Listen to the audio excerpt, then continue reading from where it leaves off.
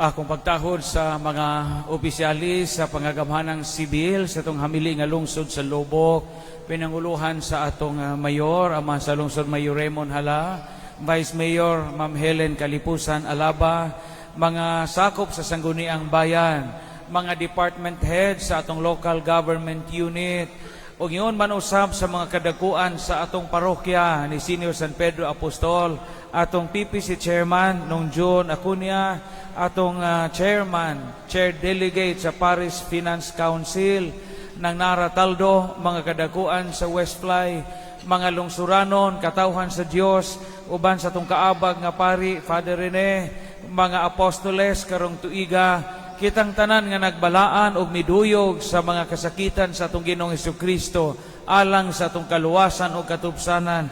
Kaninjong tanan, maadjong hapon. Gisugda nato karon ang gitawag og Paschal Triduum.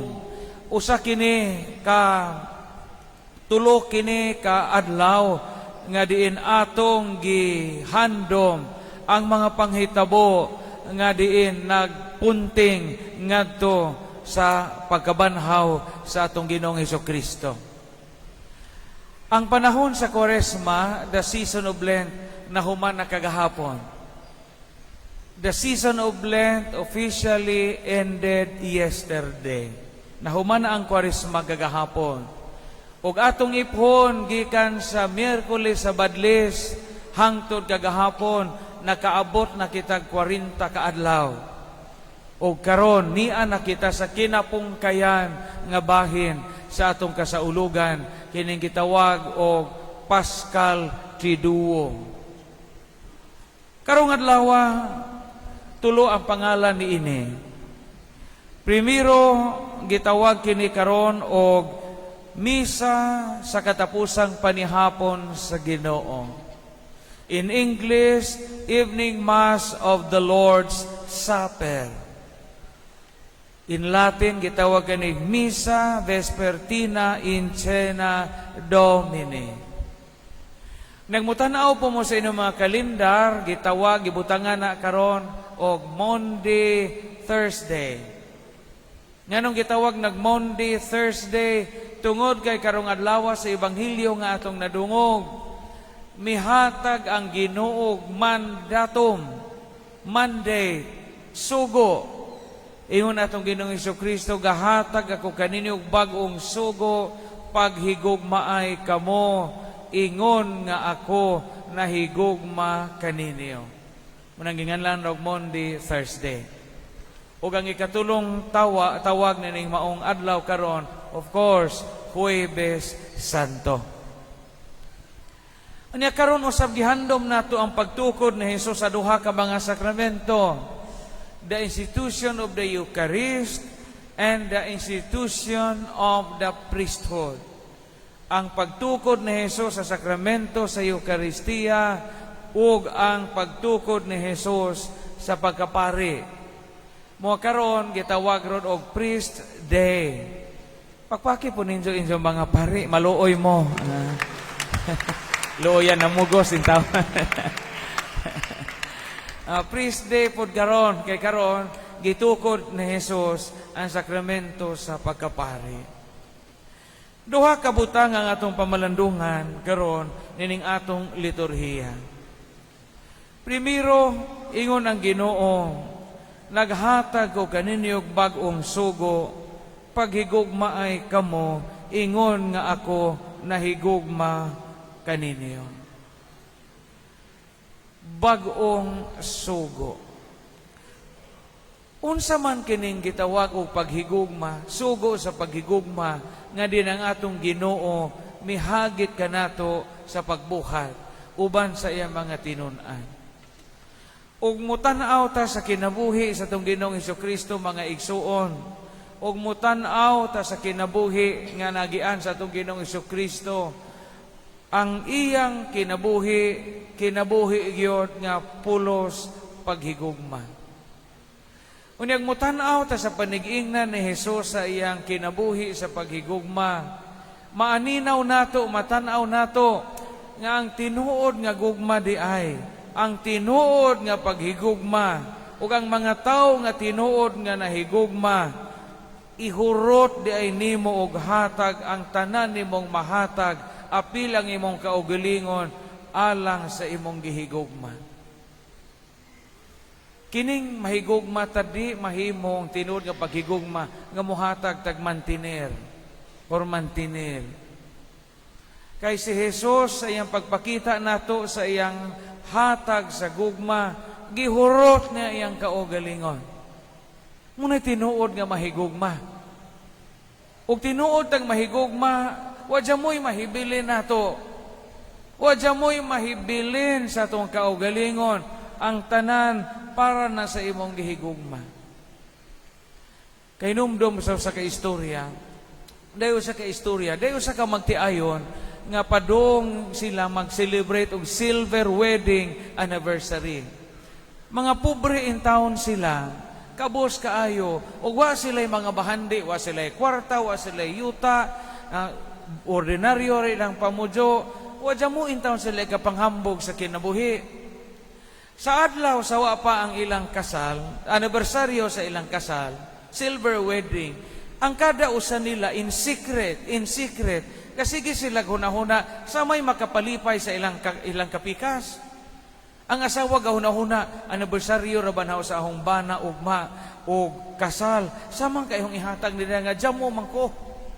Ag isa pong bana sa sikritong paagi gahuna-huna pod sama kay mahatag na sa asawa ugma nga silver wedding anniversary na mo, jamo man koy laing bahandi. Ang bahandi sa ijang bana nga na maora jo ijang gikuptan, kadto ra jong ijang rilo nga mahalon nga kabilin sa ijang tatay nga namatay na. Unang ijang asawa jamo jud. Ang murag bahandi sa ijang asawa nga murag igapanghambog niya, kadto ijang buhok nga sinaw og taas kaadyo nga kulong. Abot sa saog ang buhok sa ijang asawa. Karon gahuna man jud ijang asawa, unsa may makalipay sa ahong bana. Una nahibaw man ang asawa nga ang makalipay sa ijang bana kadto man jong rilo nga ijang giampingan nga kabilin sa ijang tatay, nga diin ang isang bana gahisgot og asa man kog sudlanan ani hong rilo nga mahalon.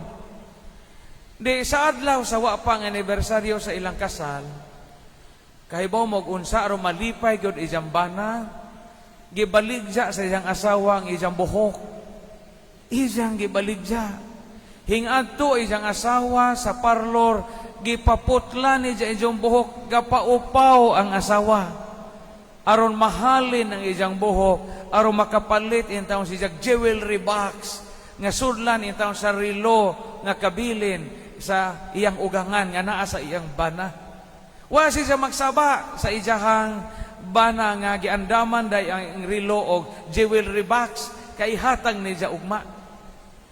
Ang bana po, daning kamot pon mangitag diskarte, unsay makalipay sa iyang asawa, gahuna-huna siya, wa si jay laing nahuna-hunaan, kundili ibaligja ang ijang rilo aron makapalit og mahalon nga sudlay para sa ijang asawa. So isig baligja sila.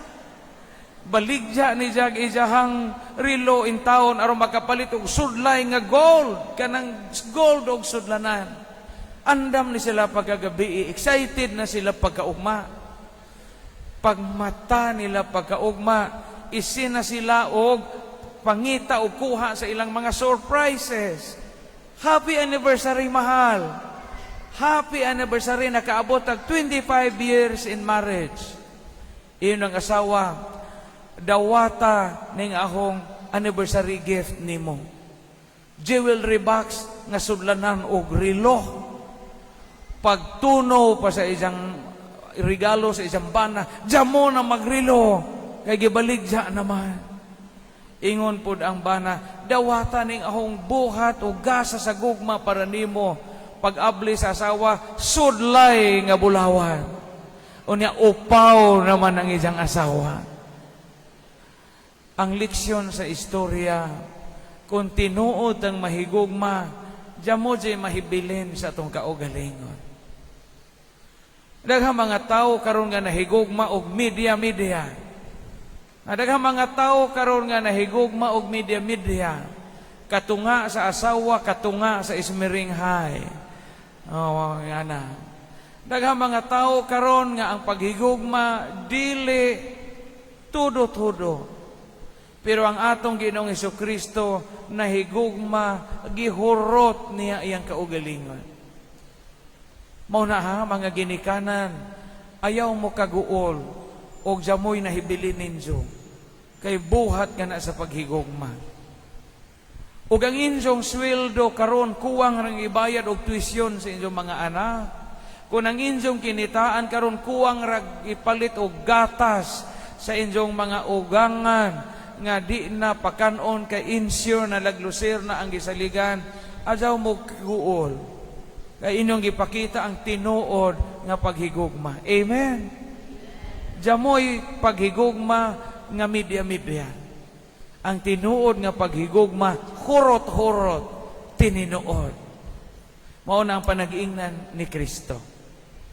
Ikaduha, ang pagpanghugas og tiil sa mga tinunan. Karong taod-taod, hugasan nato ning tiil sa mga dosik, tato ka mga apostoles, karong tuiga, unya, paghandom ka na sa usa ka buhat sa atong Ginoong Hesukristo, usa ka buhat sa dakong pagpaubos, buhat og ulipon. Ang paghugas og tiil sa karaang panahon, trabaho og ulipon. Trabaho og sulugoon. Di na trabaho og amo. Kay sa panahon ni Jesus, ang mga tao og imong bisita moanha sa inyong bahay na ay bangaan ng pultahan. Kay bulingit man sila tiil, kay maglakaw ra man sila sa una. Ang trabaho og sulugoon maoy mo hugas sa ilang tiil aron sila hinlo inig saka padong mangaon. Si Jesus amo nila magtutudlo, pero hinghugas og tiil aron paghatag o panig-ingnan sa dakong pagpaubos. Ang pagpanghugas og tiil sa kanhiyang panahon, giisip nga usa ka buhat nga himi, buhat nga bulingon, o buhat nga makahugaw sa kamot. Apan mga igsuon, daghang mga panahon sa atong kinabuhi nga kinahanglan kitang mabuling o kinahanglan kitang mahimi aron mahinlo ang atong mga minahal sa kinabuhi. Bag-o patangga celebrate sa atong mga graduation exercises. Daghang ko gimisahan sa atong parokya, sa Tagbilaran, sa Antiquera, sa lain-lain mga lungsod. Daghang ko gimisahan nga mga graduation exercises og apel sa atong graduation exercises kanang gitawag og recognition and tribute to parents, di ba? Malipay ko magtan-aw sa atong mga graduates and completers nga pagkanta na sa tribute song, gada og rosas, gada og chocolate, gada og regalo para sa ilang mama o sa ilang papa. Thank you, ma. Niya, kiss dayon sa mama o sa papa. Piskay kayong tanawon. Pero mga graduates o mga completers, mga batanon, kinahanglan ang inyong I love you, ma, nga inyong ipakita, gikiss ninyo sa inyong mama o papa sa inyong tribute to parents. Ipamatuod pa na ninyo sa panahon nga sila bulingon nagtiil. Kay daghang mga panahon nga gasigi mo I love you, ma, sa inyong graduation, sa tribute to parents, i-prove na nga tinuod sa mga panahon nga kanang inyong nanay na putla nagtiil, kay diabetic, gikabahong na tong lapalapa, og nanggawas sa tong mga od, og tilas, og galitad-litad na tong mga utitod. Kay kinahanglan dahil tinuod nga paghigugma naa sa pagpanghugas og tiil. Mga uyab, mga trato nga na dinhi. Panahon sa Valentine's Day, magpinaakay mo sa inyong mga uyab, mag-date mo. Magbaylo mo og chocolate, mag-isinjing gift mo og laway. Pero i-prove nga tinuod mong nahigugmaan ang inyong uyab ug maasawa na ninyo, kung tinuod mong nahigugma, labhi ang ilang inangkan. Ipaanod ang ilang inunlan. Unya og mabughat sila alimahi. Kay ang pagpanghugas og tiil mao kani ang pruweba sa tinuod nga paghigugma. Daghang mga tawo karon nga di naganahan mohimo og himi og mga bulingon nga buhat. Pero si Jesus naghatag natog panig-ingnan nga kinahanglan daytang mahimi og mabuling kung tinuod tang nahigugma. Daghang mga tawo nga gabuhat og nahimi sila og nabuling tungod sa ilang paghigugma nato nga di nato mapasalamatan. Ato mga helpers, ang ato nga mga boy og mga maid sa atong panimay, ato nga mga sulugoon, kanunay silang gahugas sa mga tiil, kanunay silang gahimo og mga trabahong bulingon aron kita malimpyo. Kami mga pari, usahay kami mga pari, masipyat ni ining pagpasalamat sa mga tao nga nahigugma namo, sa mga tao nga kanunay nanghugas sa among mga tiil, kay gipadayag nila ang gugma sa simbahan. Daghang mga panahon nga kami mga pari, adto makapasalamat sa mga donors nga mga milyonaryo, adto magkakanunay thank you sa mga muhatag namo og mahalong rilo og mahalon nga sapatos. Nakalimot may pagpasalamat sa mga tao nga kanunay naghimo sa pagpanghugas og tiil, dirty works, aron kami makakaon ug aron kami mabuhi. Usahay kami di mi kapasalamat sa among mga kusinera nga kapaso-paso, hapit na gani di makaihi kay gaapas kay tingkaon na sa pari. Wa mi kapasalamat nila. Usahay amo pa sila makasab-an, aho pang masinghagan, aho pang mabuybuyan, aho sa matamayon panamo ang ilang nilutuan. Pero kaybaw mo gahimo sila sa pagpanghugas og tiil. Sa amo mga labandera, atong mga labandera, nanghugas sila tiil alang kanato. Atong mga labandera nga kakusukuso sa atong mga brief o mga panty nga kakupusan nga murag una o ginamos nga guno. Nakapasalamat ba nila? Gahimo sila dirty works, nanghugas sila mga tiil, aron mahinlo ang atong gisuot. Nakapasalamat ba ta kanila? Sa atong mga tindera o tindero sa atong mga tindahan, na ningkamot sila mo sa jog mata aron makaabli sa tindahan, makapanukli og tarong, makabalansi og tarong, aron ang atong negosyo mutunhay og mulambo.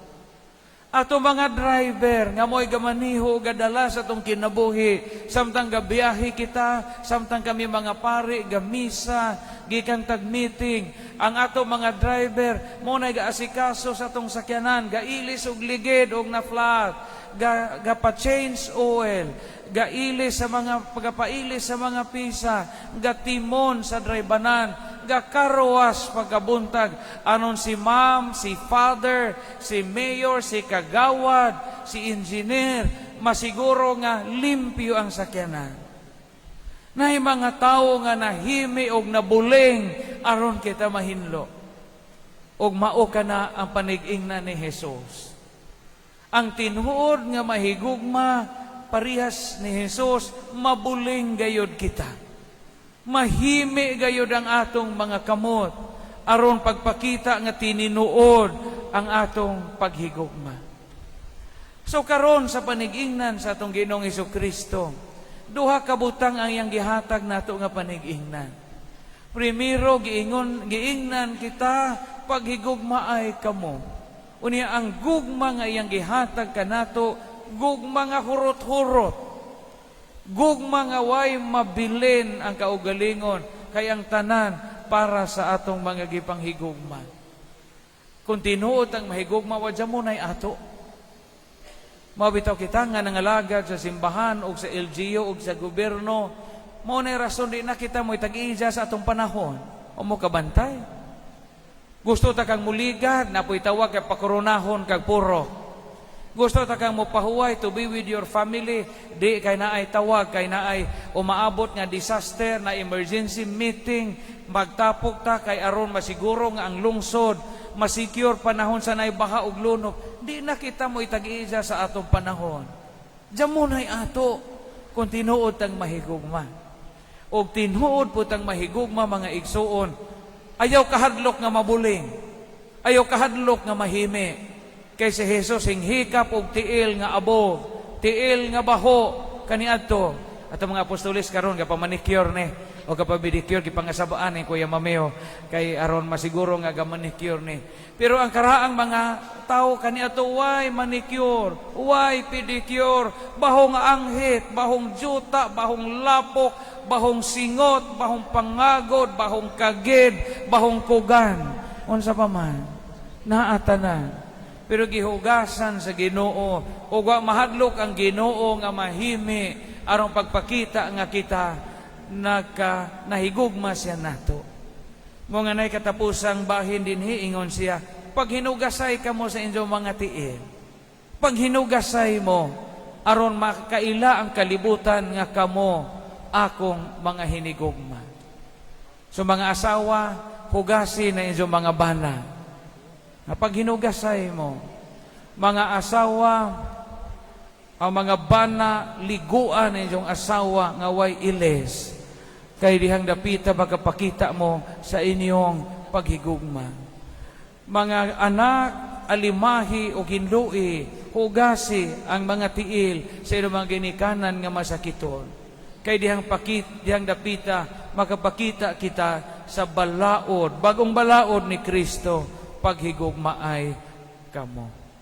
Amen.